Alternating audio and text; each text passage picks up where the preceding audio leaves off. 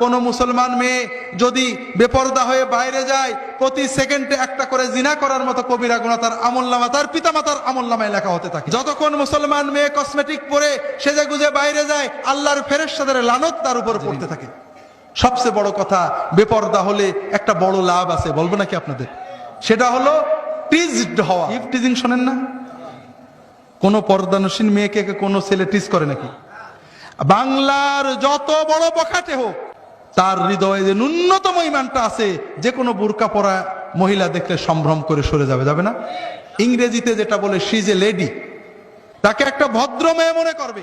হাজরিন, যদি চান আপনার মেয়ে টিজড না হোক, তাহলে আপনার মেয়েকে সম্ভ্রম, ইন্টারনেটে দেখছিলাম একবার, ইন্ডিয়ান মেয়েরা লেখে যে কেউ আমাদের টিজড হওয়া থেকে বাঁচাতে পারবে না, আমাদের বাঁচতে হবে, আমাদের এমন পোশাক পরতে হবে যেন আমাদের আকৃতিটা না বোঝা যায়। ইন্ডিয়ান মেয়েদের আর্টিকেল পড়ছিলাম কোন একটা পত্রিকায়, ভুলে গেছি।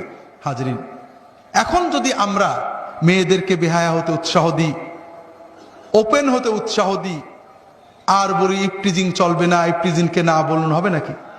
এই কয়েকদিন আগে পেপারে পাইলাম ইফটিজিং বিরোধী র্যালি